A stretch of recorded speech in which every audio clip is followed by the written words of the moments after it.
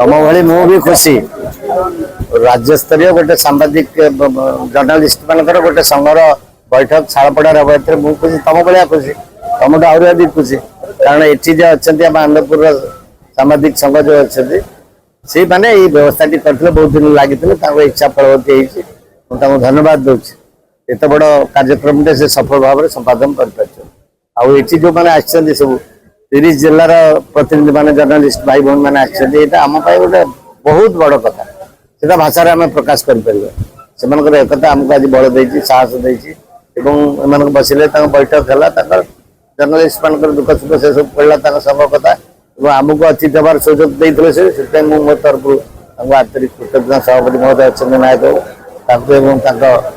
संघ को मोर कृतज्ञता जनाऊँ आमको अतिथि कर डाकिले 2 मिनट 5 मिनट आम बसार सुजोग पाइलु आम तरफ तारिणी माटी तरफ स्वागत करुम माटी को रही सामाजिक समस्या रही दीर्घ दिन समस्या रही बड़ बड़ कथा से 2-3टा कहले सांबादिक मैंने अत्यंत दुष्ट अवस्था जीवन काटुचे भुवनेश्वर विभिन्न जगह घर खंडे मिले विभिन्न जगह जो कम कर विपज्जनक स्थान में सुरक्षा व्यवस्था ना पेंशन ना सुरक्षा व्यवस्था ना घर ना से गोटे समस्त प्रेस भरोसे चाहते आम गोटे सांबादिक मान भुवनेश्वर गोटे रही स्थल दि जाऊ सरकार दियो अत्यंत गुप्तित दाबी सब कहीं सरकार शुणे आम सरकार हो जो सरकार हो एत बड़ बड़ बड़ बेपारी मान बिना मूल्य एकर एकर जगह देला बेले सांबादिक मान कौन माटी ये नुहति से गुरुत्वपूर्ण कम करना गणतंत्र चतुर्थ स्तंभ कथा सरकार न शुणे अत्यंत अत्यंत निंदनीय। आज सर्वप्रथम धन्यवाद देवी आनंदपुर प्रेस क्लब समस्त सदस्य मानक जे मो निर्वाचन गोटे भव्य बैठक कर पारे राज्य स्तरीय बैठक आमको बहुत गौरवान्वित लगुच राज्यर सब कोण अनुकोण सब सांबादिक बंधु मान आसी बहुत खुशी लगे आज बैठक से दाबी रखिंट पेंशन एवं गोटे सभागृह भुवनेश्वर जहाँ दाबी भी आम निश्चय विधानसभा उपस्थापित करी सरकार को जनईबी देखा जाऊ के सक्सेस होती दाबी निश्चित रूप विधानसभा रखी राज्य कार्यकारिणी एसओजी ओडिशा तो नियमित कार्यक्रम करुच्ची राज्यसभा बोलिकी सांबादिक मान दाबी समस्या कथा उपस्थापन करुच्ची आज केउझर जिला आनंदपुर जो कार्यक्रम होती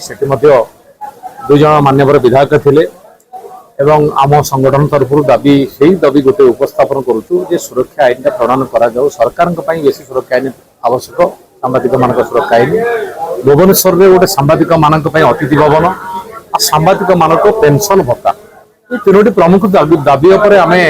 क्रमागत भाव कही आसुचु आज सभार समस्त को एक कथा आलोचना करूँ सरकार जदि कथा न शुणे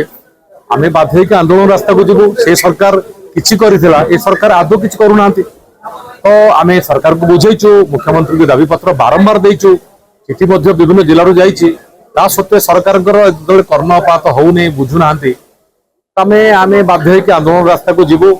आगामी दिन से गोटे क्षेत्रप्रस्त हम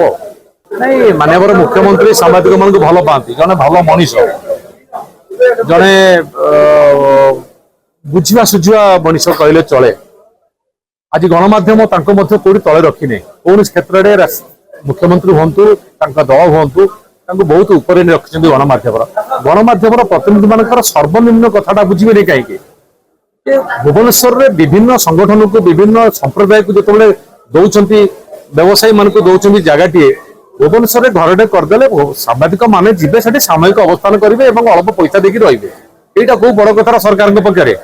मुख्यमंत्री निजे चाहिए जिला संपत्ति भरपूर होपारे। द्वितीय कथा है सांबादिक 10,000 भाई सांबादिक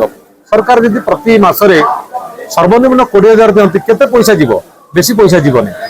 तो सरकार आंतरिकता दरकार सांबादिक मान जो निष्ठार सहित कम कर सब कथा को नजर को आणुंट सरकार को सहयोग कर प्रशासन को सहयोग कर सांबादिक मैंने अवहेलित हेबे कहीं आम सांबादिक मैंने कहीं बारंबार कथा निज कथा कहे ये कथा सरकार निजे बुझंतु हृदयंगम करूँ कले बहुत भल हम एवं गोटे इतिहास सृष्टि हम जे मोहन माझी सरकार सांबादिक मानकर दीर्घ वर्षर 78 वर्ष देश स्वाधीन होला पर